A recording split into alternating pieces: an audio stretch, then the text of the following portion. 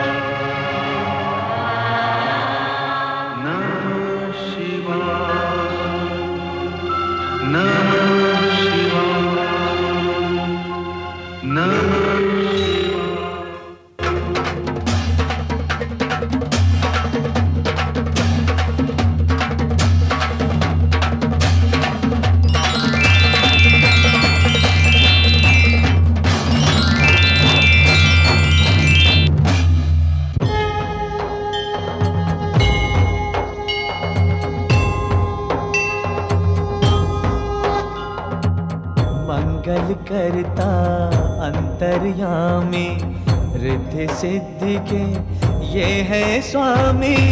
मंगल करता अंतर्यामी, रिद्धि सिद्धि के ये है स्वामी।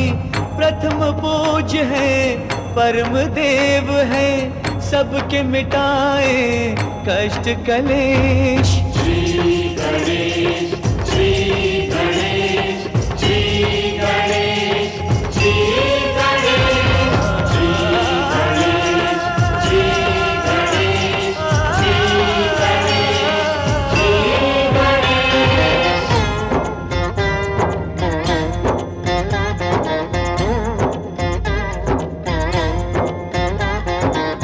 ज्ञानेश्वर है, सत्य यही है ये सनातन नित्य यही है।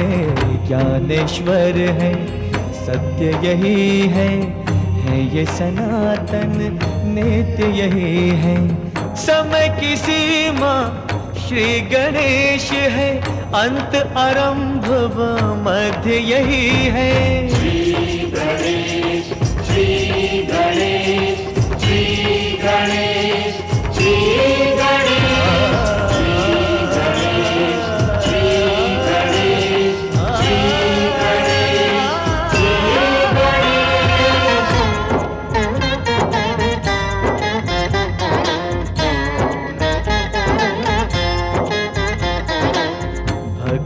की ये देते शक्ति, भय बंधन से देते मुक्ति।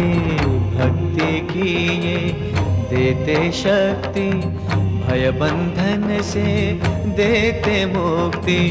निराकार साकार यही है, हर युग का आधार यही है। श्री गणेश, श्री गणेश, श्री गणेश, श्री गणेश, श्री गणेश, श्री गणेश,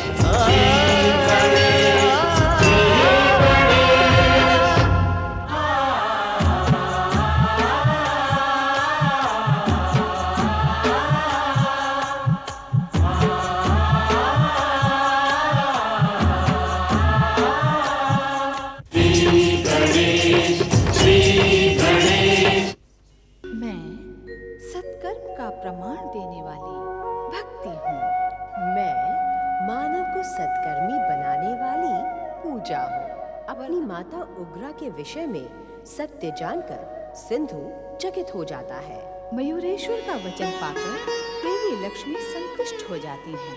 उधर नारद का परामर्श मानकर सिंधु के बंदी गृह में देवता श्री महागणेश की आराधना कर रहे हैं।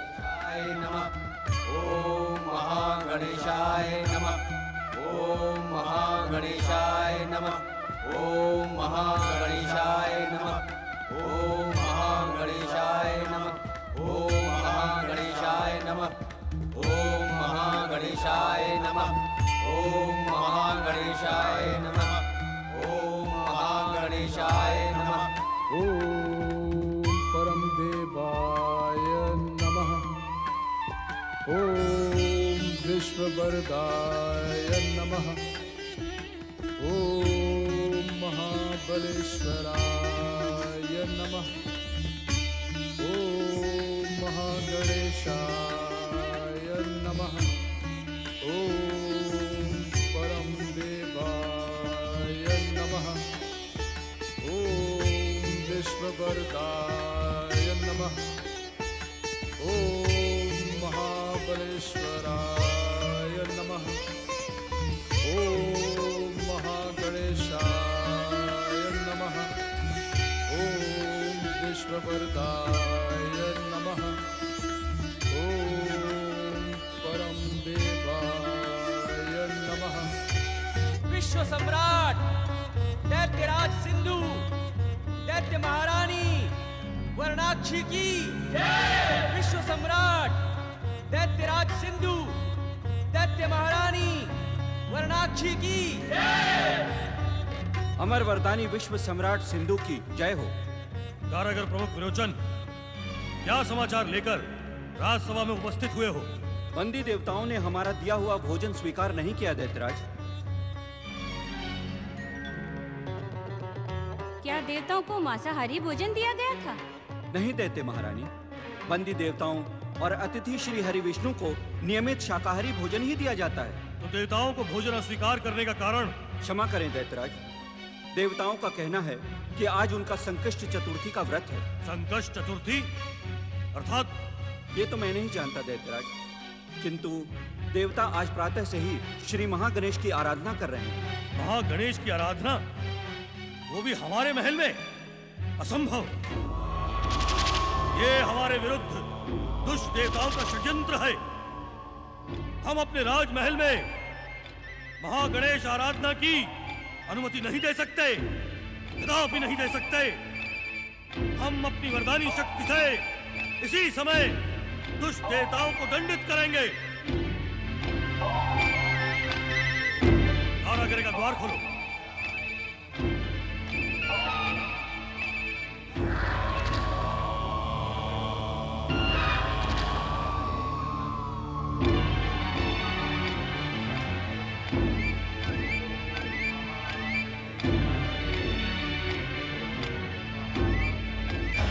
प्रमुख विरोचन, ये बंदी देवता कहाँ भाग गए? क्षमा करें दैत्य सम्राट, बंदी देवताओं का स्वर हमें स्पष्ट सुनाई पड़ रहा है। जब मेरे अम्रास्त्र से इन दुष्ट देवताओं की दिव्य शक्तियां नष्ट हो गई थीं, फिर वे अदृश्य कैसे हो गए? क्या इन दुष्ट देवताओं से भेंट करने कोई देवगुप्तचर आया था? नहीं दैत्यराज, इतनी कड़ी सुरक्षा में देवगुप्तचर तो क्या पंछी भी पर नहीं मार सकता। तुम्हारी सुरक्षा में कोई भूल अवश्य ही हुई है विरोचन, अन्यथा ये शक्तिहीन देवता अदृश्य नहीं हो सकते थे। भूल का तो प्रश्न ही नहीं उठता दैत्य सम्राट। हमें उत्तर देने की भूल ना करो दुष्ट विरोचन।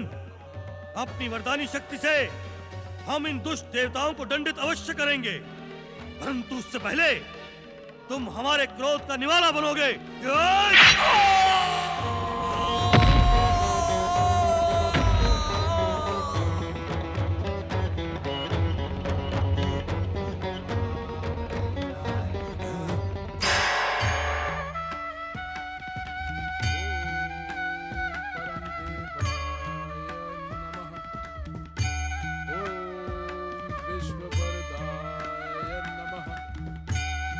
ओम महागणेशाय नमः।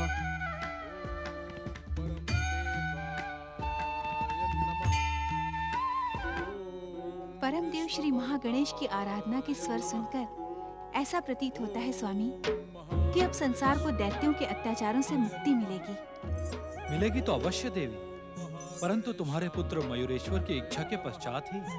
माताश्री, पिताश्री, परमदेव श्री महागणेश की आराधना का प्रभाव होने में कुछ समय तो लगेगा ही ना? कुछ समय तो अवश्य लगेगा वत्स, परंतु वो समय अधिक दूर हो ऐसा तो प्रतीत नहीं होता। आप इतनी रहस्यमय भाषा क्यों बोल रहे हैं स्वामी? स्पष्ट कहें, मयूरेश्वर को क्या करना होगा? माताश्री, मुझे पिताश्री के संकेत का ज्ञान है, परंतु समय अभी दूर है, उसे समीप आने दीजिए, फिर मैं एक क्षण का भी विलंब नहीं करूंगा।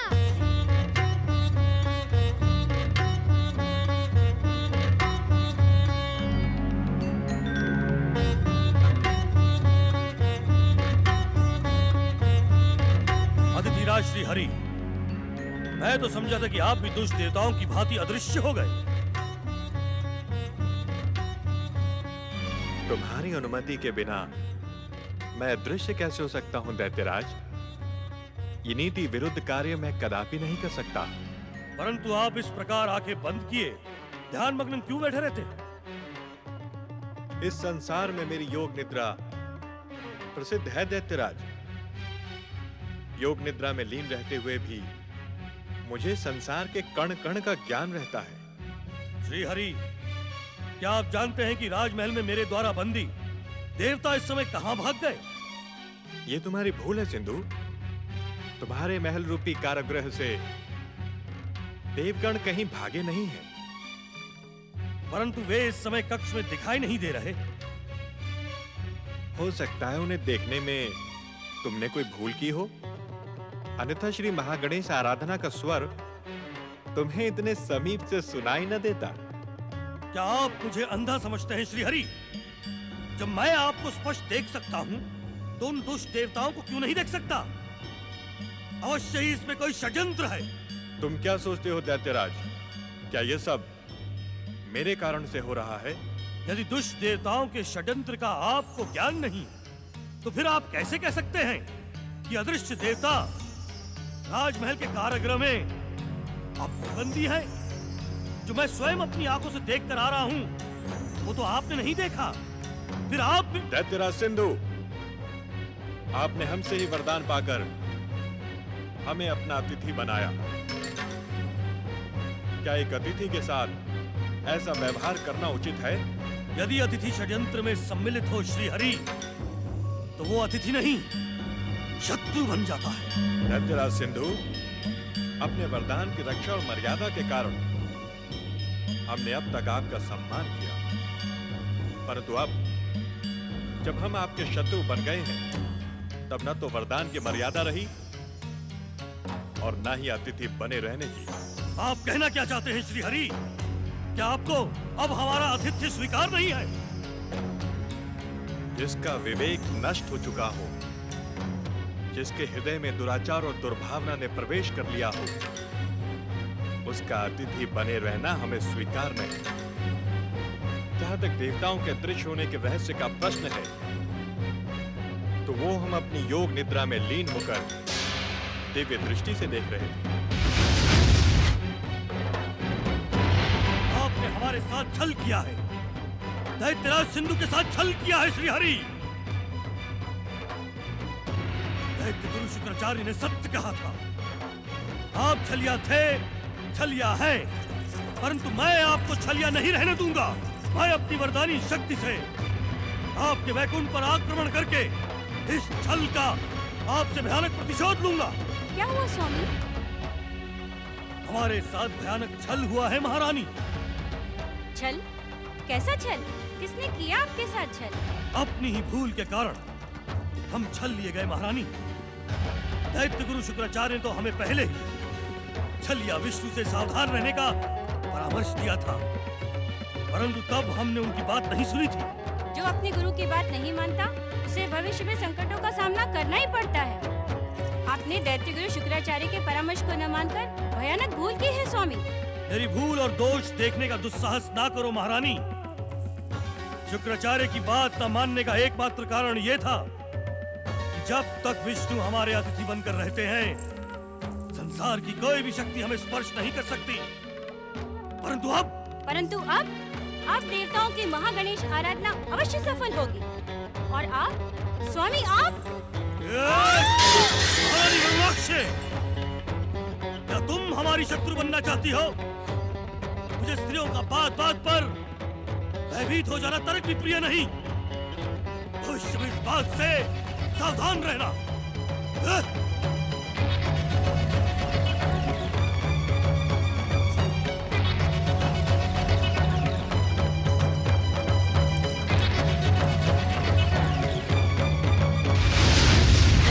श्री गणेश ने कहा था कि स्वामी को कोई कष्ट नहीं पहुंचेगा। मयूरेश्वर श्री गणेश ने भी कहा था कि समय आने पर उस दुष्ट सिंधु का वध अवश्य होगा, जिसने अतिथि बनने के नाम पर स्वामी को बंदी बना रखा है। किंतु ना जाने स्वामी कब तक ये अतिथि लीला करते रहेंगे?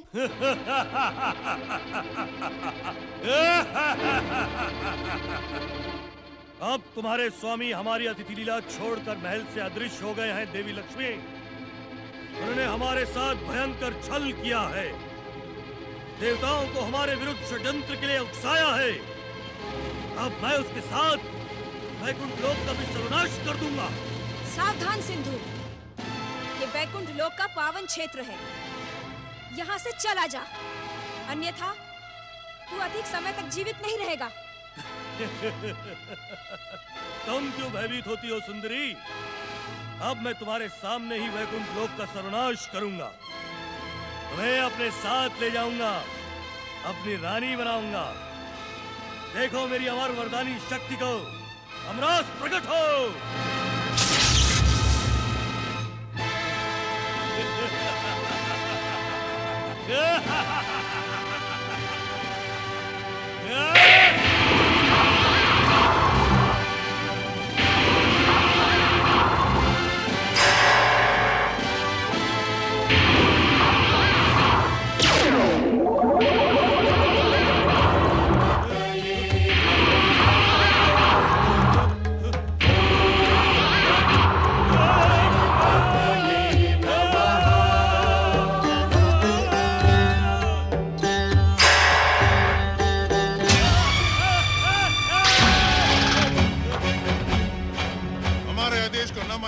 देख लिया तुमने सिंधु?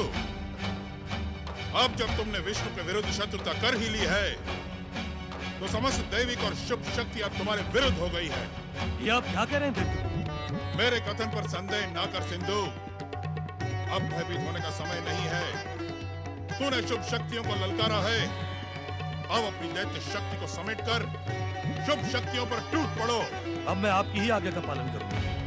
मुझे अपनी भूल पर पश्चाताप है, परंतु एक बात मेरी समझ में नहीं आई दैत्य। और क्या समझना शेष रह गया है? मेरे ही अमरास्त्र ने पलटकर मुझ पर प्रहार क्यों किया? दैत्य, क्या आप मेरे अस्त्र शस्त्र मुझ पर ही प्रहार करेंगे? हम तुमसे कह चुके हैं सिंधु, छल या विष्णु के कारण अब संसार की सभी शक्तियां तुम्हारे विरुद्ध हो गई हैं। परंतु मेरे आराध्य और वरदानदाता सूर्यदेव तो मेरे विरुद्ध नहीं हो सकते। तुम्हारे आराध्य सूर्यदेव भी विष्णु के सहायक और सूर्य नारायण है। उन्होंने गुप्त रूप से तुम्हारे वरदान की शक्ति को निर्बल कर दिया है। अब तुम्हें अपने स्वयं की दैत्य शक्ति को प्रकट करके पृथ्वी और स्वर्ग पर आतंक का साम्राज्य स्थापित करना होगा। आतंक का साम्राज्य? हाँ सिंधु, राजनीति में सफलता के दो ही साधन होते हैं, पहला लोकतंत्र और दूसरा एक तंत्र। तुमने लोकतंत्र से स्वयं को स्थापित करने का प्रयास तो किया, परंतु दुष्ट देवताओं के षड्यंत्र से तुम्हारा लोकतंत्र असफल हो गया। अब एक तंत्र के साम्राज्य का समय आ गया है। एक तंत्र के साम्राज्य का समय? मैं कुछ समझा नहीं दैत्य को। अपनी जिस शक्ति पर तुम्हें अभिमान है, उस शक्ति की सौगंध लेकर संसार में ये घोषणा कर दो कि जो तुम्हें विश्व सम्राट स्वीकारे उसे अभय, और जो न स्वीकारे उसे मृत्युदंड। जो आज्ञा दैत्य गुरु। दैत्यवीर सिंधु, दुष्ट देवताओं, छलिया विष्णु और महागणेश के अवतारों को यह दिखाना होगा कि तुम्हारे पास वरदानी शक्ति हो अथवा न हो, तुम्हारी स्वयं की दैत्य शक्ति ही किसी वरदानी शक्ति से कम नहीं है। जाओ, जाकर संसार में आतंक अभियान प्रारंभ करो। हमारा आशीर्वाद तुम्हारे साथ है।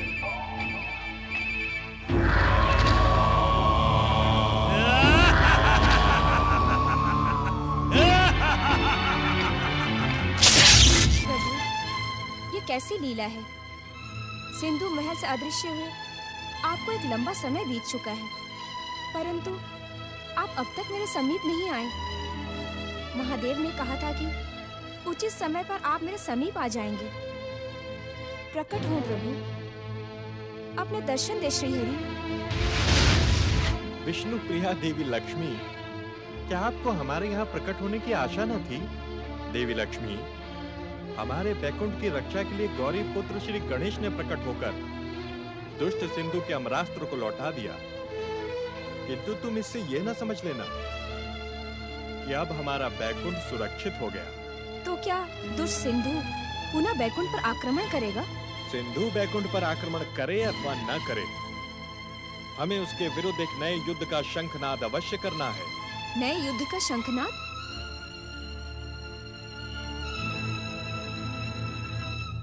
प्रणाम प्रभु श्रीहरि। प्रणाम माता लक्ष्मी। सूर्यदेव, एक दुष्ट दैत्य को वरदान देने का परिणाम आप देख ही रहे हैं। मैं नियंता के बनाए विधान के कारण दुष्ट सिंधु को वरदान देने के लिए विवश था श्रीहरि। मैं विवश था। अब आपकी विवशता समाप्त हो चुकी है सूर्यदेव। संसार का एक विधान ये भी है कि जो दुष्ट शुभ शक्तियों के विरुद्ध दुष्टता करेगा, उसे सभी शुभ शक्तियां मिलकर दंडित करेंगी। अवश्य प्रभु, मैं उस विधान से परिचित हूँ और उसी विधान के कारण इस समय आपकी सेवा में उपस्थित हुआ हूँ। कहें मेरे लिए क्या आज्ञा है प्रभु? सूर्यदेव, अब उस दुष्ट दैत्य सिंधु के अत्याचार अपनी चरम सीमा पर पहुंच चुके हैं। शुक्राचार्य के परामर्श से वह आतंक का साम्राज्य स्थापित करने के लिए संसार पर अत्याचार करने जा रहा है। अब हम सभी शक्तियों को मयूरेश्वर श्री गणेश का सहयोग करना होगा। अवश्य प्रभु, परंतु मयूरेश्वर को सहयोग देने से पहले मैं आपसे एक निवेदन करना चाहता हूँ। अवश्य प्रभु। त्रिदेव, त्रिदेवियां और संसार की समस्त शुभ शक्तियों को दुष्ट आत्माओं को वरदान देने से पहले इस बात पर विचार करने का विधान बनाया जाना चाहिए कि दुष्ट आत्माएं उनके वरदान का दुरुपयोग न करें। आज की घटना को प्रत्यक्ष देखकर मैं आपसे सहमत हूँ सूर्यदेव। हमें अवश्य ही वरदान देने से पहले विचार करना चाहिए। आज यदि श्री गणेश प्रकट होकर सिंधु का अमरास्त्र ना लौटाते तो वैकुंठ लोक उसके प्रहार से। माता, संसार की बड़ी से बड़ी और भयानक से भयानक शक्तियां मिलकर भी वैकुंठ लोक, कैलाश लोक और ब्रह्मलोक को हानि नहीं पहुंचा सकती। यदि सिंधु का अमरास्त्र वैकुंठ से टकराता तो वैकुंठ के सात्विक प्रभाव के कारण वो स्वयं ही नष्ट हो जाता। हम जानते हैं सूर्यदेव कि सिंधु को दिया हुआ आपका वरदान अब शीघ्रता से क्षीण होता जा रहा है। प्रभु, जैसे जैसे दुष्ट सिंधु की दुष्टता बढ़ती जाएगी, वैसे वैसे मेरा दिया हुआ वरदान क्षीण होता जाएगा। परंतु मेरी चिंता का एक कारण और भी है प्रभु। वो कारण आपकी ही नहीं, पूरे संसार की चिंता का कारण है। आप किस कारण की ओर संकेत कर रहे हैं स्वामी? माता, अनजाने में मुझसे प्राप्त अमृत को पीकर सिंधु सदा सदा के लिए अमर हो गया है। संसार और आपकी चिंता का अंत उस दिन होगा सूर्यदेव, जब श्री महागणेश के अवतार मयूरेश्वर श्री गणेश सिंधु का संहार करेंगे। उस दिन आपसे अनजाने में प्राप्त अमृत भी उसकी रक्षा नहीं कर पाएगा।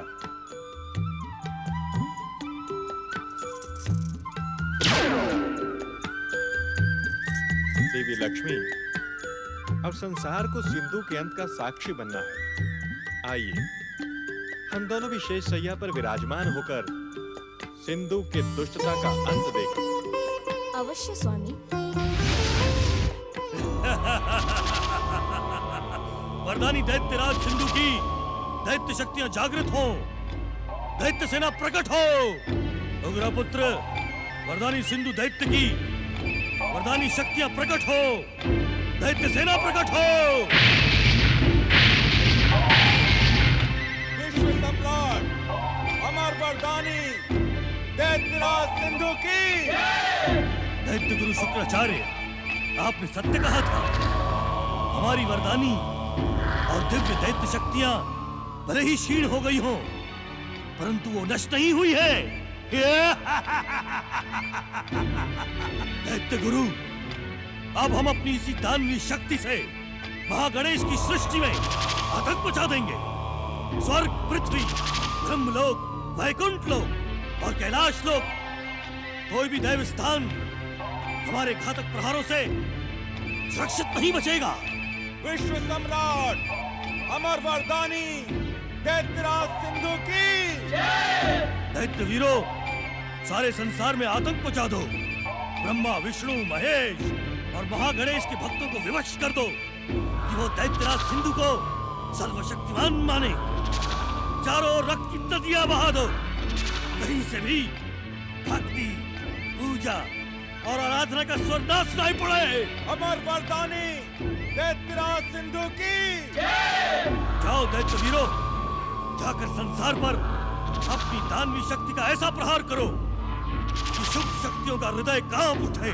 निरीह मनुष्यों पर इतना अत्याचार करो कि शुभ शक्तियां छुप जाने पर विवश हो जाए। जाओ। विश्व सम्राट